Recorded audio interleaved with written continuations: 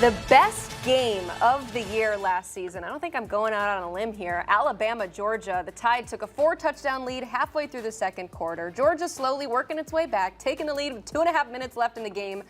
But a one-play drive, the 75-yard pass from Jalen Milroe to Ryan Williams won this instant classic. But we are looking ahead to today, the rematch. And maybe that has people believing in the Tide based on what we saw last year. 57% of the money is coming in on Alabama at plus 2.5 on the road. All right, so of course, we're going to get the Alabama perspective from my man right here, but let's welcome in David Pollack to give us the Georgia perspective and just great perspective for everything happening in the world of college football. David Pollack, thank you so much for being here today. Appreciate y'all having me. Thank you very much. Yes, a legend in his own right. Georgia linebacker legend. I mean, 3-time All-American, 2-time SEC Defensive Player of the Year. So long time ago. College Football Hall of Famer. It still happened, though. College Football Hall of Famer, all of that. You are here, of course, so we can sing your praises, but also so we can pick your brain in this game. So if the Dogs do what, they will win this football game. I think if they can run the football. Like, the Dogs have a lot of really good football, a lot of really good backs. I mean, they got backs they can rotate in that are really physical. They can break tackles. So if they can get that ground game going, listen, this is not the Carson Beck squad where they want to spread it out and throw the football all over the yard. Like, they've got to be physical. They've got to run it. It's not going to just be with the backs. It's also going to be with the quarterback. Gunner Stockton, he's very comfortable doing that. In the Kirby Smart era, only one quarterback has rushed for 10 attempts or more in a game, and it's Gunner Stockton. He's done it 3 times. And think about in his short time. So it's a big part of what they do and how they do it. So the ground game will be key for Georgia. You're starting to see some signs where they've been better there, and they'll have to be against Alabama. David, this Georgia defense is by far and away what we're used to seeing from a Kirby Smart coach team, When you look at it, they haven't even registered a sack with a defensive lineman. They're not getting pressure without sending blitz. What about this Georgia defense opens up opportunities for Ty Simpson, for Ryan Williams, maybe even a Jam Miller coming off of injury? What type of advantages can Alabama gain against this Georgia defense? Well, you're right, because like you watch the Tennessee game and you're like, okay, they send 3. Nope, nobody got home. They send 4. Nobody got home. They send 5. Nobody got home. And then all of a sudden now you're playing man-to-man in the back end. And nobody wants to go against Everett. You watch 6, he's gonna be great on the outside. You can trust him in man-to-man coverage. But on the other side, it's like, okay, pick your poison. Ellis Robinson gives up a big 70-yard touchdown. So does Sevin Harris. Like, so they pick their poison on that side, but they do have to find a way to rush the passer better. Damn, you know what's really good for that, man? Being at home. Like, when you're at home and they're on a silent count. So when you got those people going crazy, and it's a night game, and it's the best atmosphere in college football, it's the longest winning streak, the nation's longest winning streak at home. Like, now the guard's looking at the center, and he's tapping him on his butt, not in a weird way, but he's tapping him on his butt, and then the center's going to lift his head up, and he's going to snap the football. Well, I know what the cadence is. I know what the snap count is. So big advantage for Georgia being at home, not just for their pass rushers, for their offensive line. Their offensive line really struggled to protect Gunner Stockton in Knoxville. So at home, it cures a lot of L's and it fixes a lot of things. David, do you think that this team is ready from a maturity perspective for this kind of game? Kirby Smart made a big deal before the season about how many first and second year players were on this roster. Do you think that they're going to be ready when Alabama comes to town and the crowd's going crazy, the lights are bright? Is this going to be a big grow-up moment for the young pups? Man, this is the youngest team I've seen in a long time at Georgia. Like, they're counting on a lot of freshmen, a lot of sophomores. We're used to going into seasons going, all right, here's 4 All-Americans for Georgia. Like, they're going to be All-Americans. This year, it's kind of like, who are those guys that are going to step up and make plays? So it's a young team in a young moment. And let's be honest, there's a 2,000-pound elephant in the room, too, because Kirby has 19 losses at Georgia. 6 of them are to Alabama. So, like, it ain't like you ain't talked about this and you haven't heard it all week. Now, if I'm Georgia, I'm downplaying it as much as possible. Nothing to see here, another game, nameless, faceless opponent. But the fans, even when they feel good about this game, they're still sweating because Georgia's had an Alabama problem. Like, Alabama's had their number. Now, listen, it's Kalen DeBoer, and that's different. It's DeBoer's pressure versus Kirby's burden. Because there's a lot of pressure on Kalen DeBoer and company. They're 2-4 on the road. You got people that are, saying if they win the lottery, they want to buy out Kalen DeBoer. Like that's how you've seen people react, and kind of it's been going the other direction since the loss to Alabama. So, it's pressure on both sides. Everybody knows what this game means. A lot of new characters, but this is a rivalry that we're very familiar with seeing over the last several years. It should be awesome. It's going to be a phenomenal atmosphere. There's also going to be an incredible atmosphere in Happy Valley with a whiteout on display and a similar type of narrative. I mean, we talked about Kirby Smart 1-6 against Alabama. How about the numbers for James Franklin? His inability to get it done in these big games. And I was talking to you earlier this week, when I watched Penn State on film this year, they've only played 3 games. They were much lesser competition, and they've been very vanilla, and they've looked very pedestrian. Do you think they're holding back something? Do you think Penn State unleashes some things that we haven't seen on both sides of the ball for Oregon? I do. I don't think it's the preseason schedule. Okay, let's be honest. Both sides have had a cakewalk to this point, so you don't learn a lot about them. Drew Aller. I would have loved to seen Penn State use this opportunity to throw the ball 20 or 30 times and really get the passing game in sync. That's my only concern. The wide receiver position, going back to last year, man, they didn't have a catch against Notre Dame in the playoffs when it really mattered. And so who's going to step up at wide receiver? But let's not forget, this Oregon Ducks team is completely retooling, completely rebuilding, walking in again to one of the better home atmospheres in all of college football. This is not an easy task. You saw Arch Manning, who was hyped up beyond hyped up, have to go to a tough environment with Ohio State. Really struggle. Dante Moore, he's looked great. He's a flatliner, but he's about to get tested because them boys for Penn State can rush the passer. The James Franklin narrative is real, but here's what's real too. Andy Koltanecki 2 years ago is the OC. That side of the ball is covered. Now you bring in Jim Knowles, one of the best defensive coordinators in all of college football. That's the best 1-2 punch at coordinator in the country. There is no excuses for Penn State. It's got to be now because Oregon is literally replacing, I think, 18 guys from a year ago. Do they go in the transfer portal? Yes, but all new faces. And they haven't lost a Big Ten game. You do realize, guys, they're still walking around the ring like Conor McGregor, just kind of this is easy. I didn't know this. Was this supposed to be hard? We just joined this league, and we're going to win every regular season game. We're going to win the championship, and now they're starting to build momentum again for another season. Man, this is a huge moment for Penn State at home. That pass rush, man.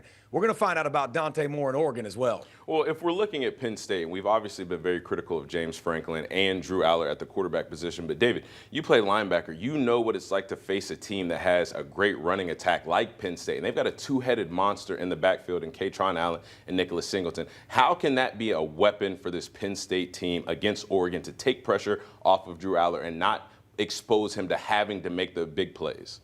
Man, that's everything. And let's be honest. Let's go back to last year, the Big Ten championship game. They put up over 35 points against a really good Oregon defense, and they did it by running the football. Both Allen and Singleton go over 100 yards, and they use Drew Aller as well. And that's what I think you'll see because they do a great job of attacking the edges. So they'll run the power read where the running back's going wide this direction, but Aller's going down the middle. And he's big and strong, and he'll break tackles. But having both of them on the field together, this is an experienced offensive line. I don't think they haven't had to do anything crazy yet so far. I think we'll see the best version of Penn State in their offense. And I wonder about Oregon's defense. Listen, they ain't played world beaters. We know that. But against Oregon State, little bit of chinks in the armor. Against Northwestern, you saw you could run the football. And again, it was a little sample size. But that running game, it's as good as anybody's in the country because you throw the quarterback in there too. And so then how do you stop? And especially, and y'all see this, Damien, shifts, motions, they do it at a level that's nauseating. You're literally over here. So you're making the defense communicate. Okay, who's got this? Who's got this? Who's got this? 2, 3, 4 times before the ball's even snapped. And the next thing you know, Allen and Singleton, they're breaking off long runs. So this is a very tough offense. Even though it's not the most explosive, when you got those backs and a QB with that experience, it's tough to stop. David, the Ohio State Buckeyes are the #1 team in the AP Top 25 poll. They got a lot of the votes. Do you believe that the Buckeyes are the best team in the country, and how do you think they're going to fare in this road test out at Washington? I think Miami's the best team in the country. Miami's the best team I've seen so far. And listen, I'm a line of scrimmage guy. Like, I played defensive line. Like, it's see ball, get ball for a reason. Like, you see ball, you go get the ball on the defensive line. I love their defensive line. Like, they don't have to twist. They don't have to stunt. They just got a bunch of people that are going to kick the absolute crud out of you. Like, that is fantastic. They're so good and physical up front to play the run, to rush the pass. Their offensive line are a bunch of maulers. Like, I love what I've seen from Miami. Carson Beck protected. Like, it's a nice thing, isn't it? Like, you're watching Tony as a freshman come on, make big plays. Like, I love what I've seen from Miami. They've played good competition, so I think they're the #1 team in the country. But Ohio State, this is a big test. Second longest winning streak in the country is Washington at home. Like, that's a tough atmosphere to play. That's one of the cooler atmospheres and environments you'll ever see in college football. Julian saying, like, they'll pressure him a little bit today. Washington's playing pretty good defense. He's the nation's leading completion percentage. He's #1. Like, and he's throwing to Jeremiah Smith. That's not the hardest thing in the world to do. Like, right, DK? You'd love to. What am I seeing? Okay, throw it to 4. Like, that's an easy out.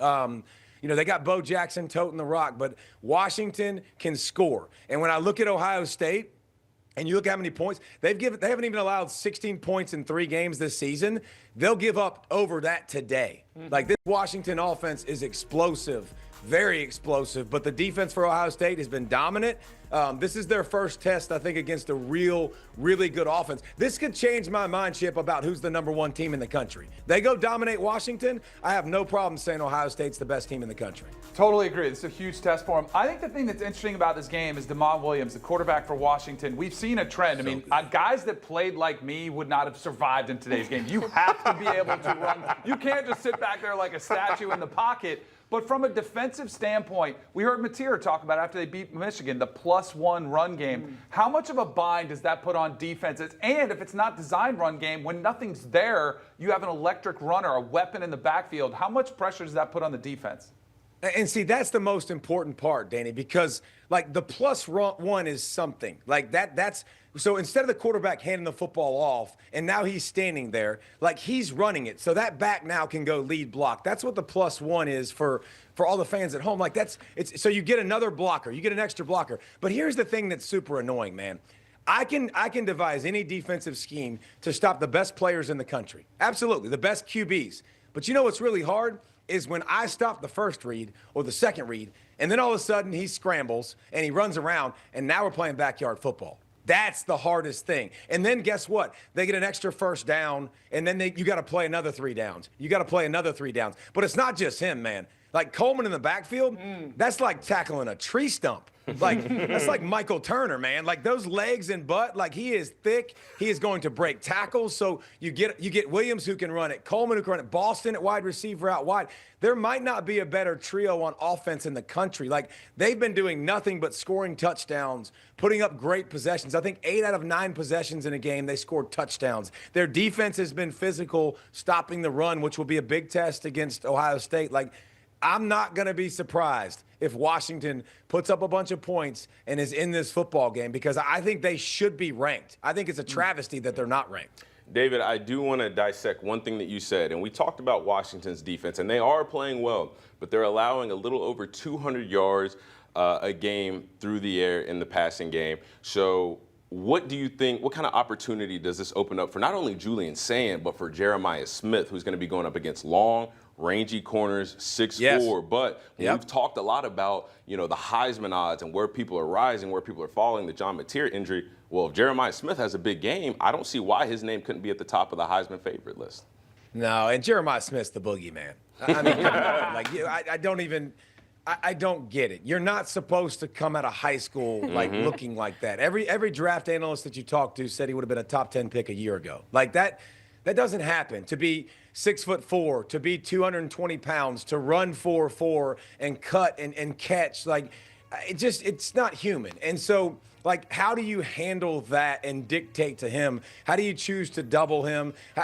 But that's the problem, though. Like, it's not like they're missing other targets either. Like, you've seen Tate be really, really good. Bo Jackson's starting to run the football. Not that Bo Jackson. The other Bo Jackson is starting to run the football really well, and he's probably going to be their lead back. But, like, there is no one in college football that slants the field more than that guy, number 4. Like, It's just you have to, on every single play, know where he is. And here's what Ohio State's doing that's good, man. Last year, throughout the whole regular season, they put him in one spot out wide and said, okay, learn that spot. Now when you can move him inside and you can throw him the screens and you can, now he's going to win the jump balls and the contested catches. Like, now you got a problem, man. And so I think this offense is really, really good. But you saw Texas slow it down, right? So I want to see them against good teams as we continue to progress. And Julian's saying, I think he'll get pressured too. Like, because I think Washington can get some pressure. I think they can stop the run and make him work and put him maybe in some tough positions. But Jeremiah Smith is absolutely the boogeyman. Everybody's jaws drop when you see him. That's how we grow him down here in Florida. I mean, that's like what we're used to. Real quick, because our producer's all over us. 30 seconds are left, Pollack. LSU or Ole Miss? I got Ole Miss. And I think Trinidad Chambliss being inserted at quarterback was the best thing to happen to Ole Miss. Like, talking to their GM, he was like, yeah, we just needed a backup quarterback. It was after May, after spring. We're like, all right, this guy's got a lot of experience at, Ferris State. Okay, national champion at Ferris State. Like, Lane can do his thing, his magic. But I think that offense, again, will score on LSU's defense that's been dominant. And DK, I don't know what's going on with Nussmeier and that offense, but it looks nothing like we've seen the last couple years. And so I think it's at home, Ole Miss. They score a bunch of points. Their tempo will wear LSU's defense out a little bit. Close game, but I'm taking Hotty Toddy. I love it. David Pollack, we're all Appreciate it, complimenting Dave. you on the background that you got going there because, of course, it's your podcast, See Ball, Get Ball. Check him out, the host of that great podcast. David Pollack, that is so exciting. I love talking to people that just know so much about the ins and outs of these games, including it's big time on CBS. He's the Boogeyman. Ohio State at Washington. You can watch it 3:30 on CBS or streaming on Paramount Plus.